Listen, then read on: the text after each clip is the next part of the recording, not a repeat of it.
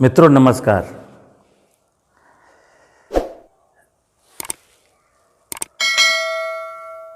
ये भूमंडल में फैली हुई परमात्मा की दिव्य माया, 84 लाख योनियों की माया, जड़ जगत की माया, और इस खूबसूरत भूमंडल पर, मतलब भूमंडल को खूबसूरत सजा देने के बाद फिर परमात्मा ने मनुष्य योनि की रचना की। ये बात मैं कई वीडियो में कह चुका हूं कि मनुष्य इस पृथ्वी पर परमात्मा की सबसे सुंदर और अंतिम रचना है। लेकिन शायद आपको ऐसे समझ में ना आए, मैं आपको दूसरी तरीके से समझा रहा हूं। जिन लोगों की शादियां हो गई हैं वो अपनी ससुराल जाते आते होंगे। ये ससुराल का उदाहरण मैं इसलिए दे रहा हूं क्योंकि एक व्यक्ति शादी के बाद जब शुरुआत में प्रारंभ काल में अपनी ससुराल जाता है तो उस घर में चूंकि आप सबसे अच्छे रिश्तेदार हैं, उस घर में बहुत से रिश्तेदार हैं, उनके फूफा हैं, मामा हैं, बुआ हैं, जाने कौन कौन है। लेकिन वर्तमान में जो वो व्यक्ति है, जो दामाद है, जिस घर का सबसे इंपॉर्टेंट व्यक्ति है, तो जब खबर मिलती है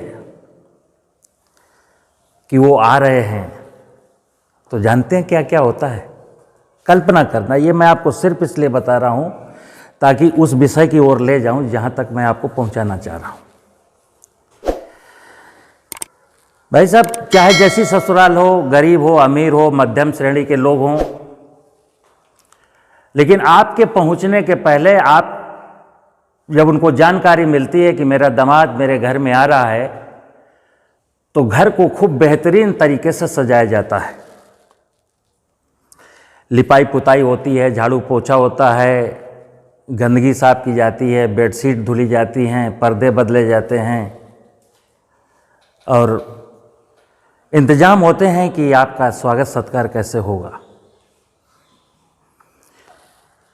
अब आपकी मर्जी कि आपके ससुराल वालों ने घर की साज सज्जा इतनी बेहतरीन की थी, अब हमको पुड़िया खाने की आदत है तो मैंने पुड़िया खा करके और कहीं थूक दिया। ठीक है, रिश्ता इतना तगड़ा है कि आपको मार करके भगा नहीं सकते, ये नहीं कर सकते, मजबूरी है। उन्होंने अपनी बिटिया दी आपको, नहीं आप फिर बिटिया को कष्ट देंगे। लेकिन उनको कष्ट तो होता है, तकलीफ तो होती है। आपके जूते गंदे थे, आपने अपने गंदे जूतों को उनके साफ पर्दे से पोंछ दिया। किसी शादी बारात में आप गए होंगे, आप इसको जरा सीरियस मूड में समझना।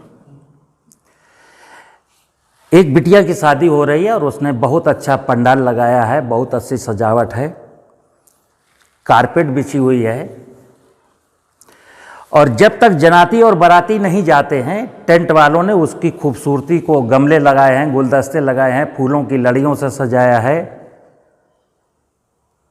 और आपको मैं एक दृश्य दिखाता हूं, जरा देखना। जैसे जैसे वहां लोग पहुंचते हैं उसकी खूबसूरती खराब होने लगती है। 6 बजे वो पंडाल सज गया था और 11 बजे शादी हो चुकी है, यानी जयमाल पड़ चुका है। 6 बजे जब पंडाल सज गया था तब की वीडियोग्राफी कराइए,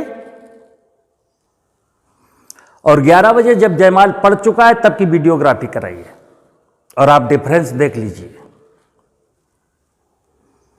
क्या हाल बना दिया लोगों ने। किसने? अपनों ने। जिनके लिए वो साज सज्जा की गई थी, उन्हीं लोगों ने उस पंडाल की क्या दुर्दशा कर दी, ये आप रोजाना देख सकते हो।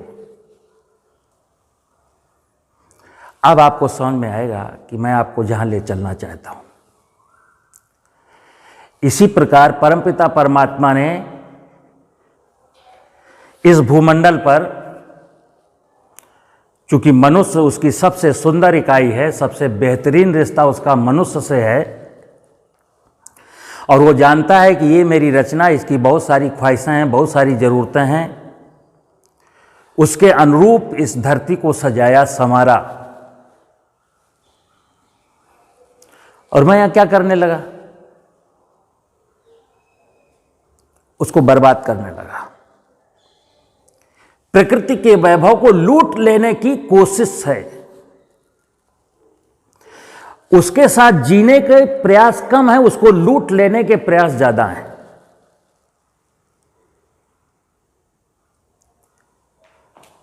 अब एक चीज बताइए, मैं इस कलयुग की ओर आपका ध्यान आकृष्ट करना चाहता हूं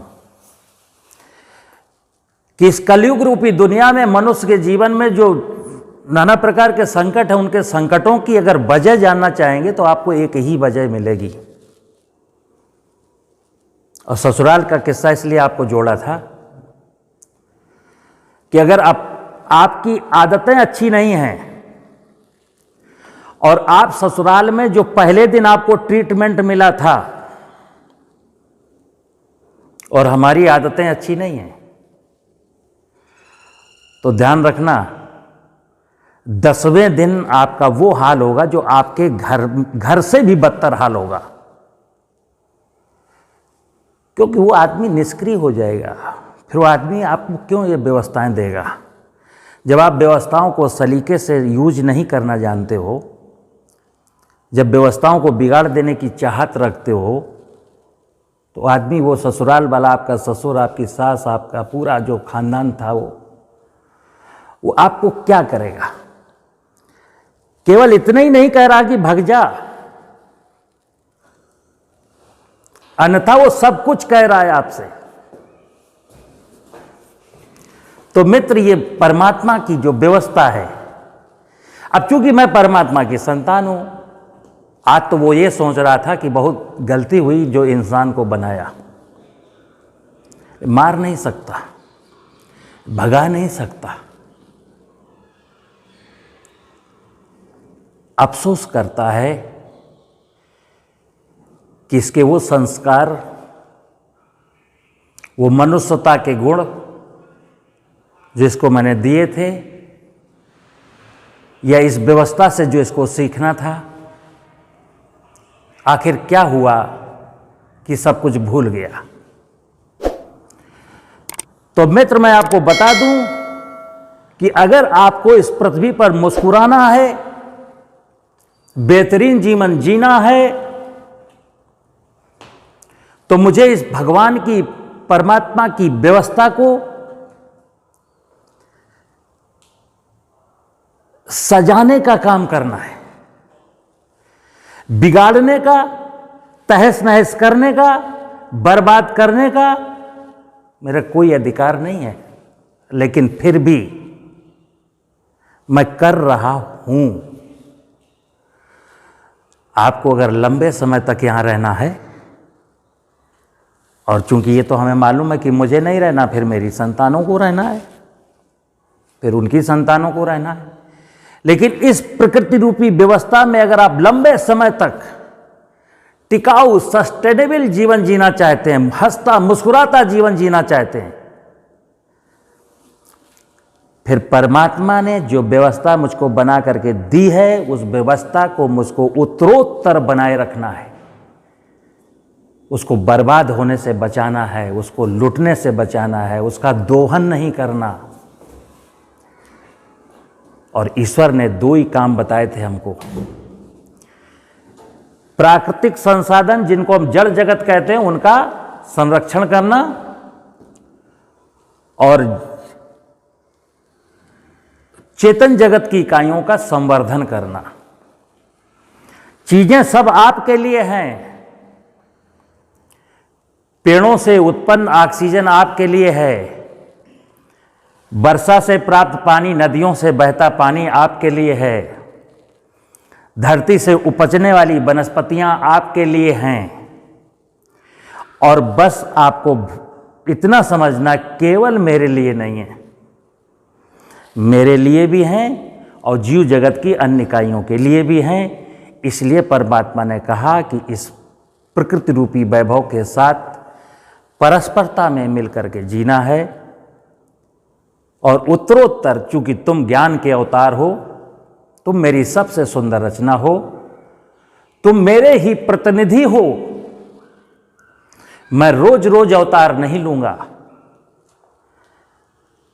इसको आप बना के रखिए।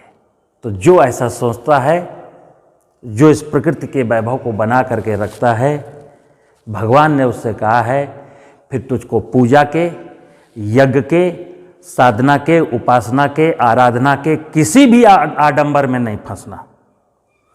क्योंकि ये सारे उपक्रम, ये सारे धार्मिक अनुष्ठान इसलिए हैं कि तू प्रकृति की रखवाली, प्रकृति के साथ कैसे जीना ये सीख सके।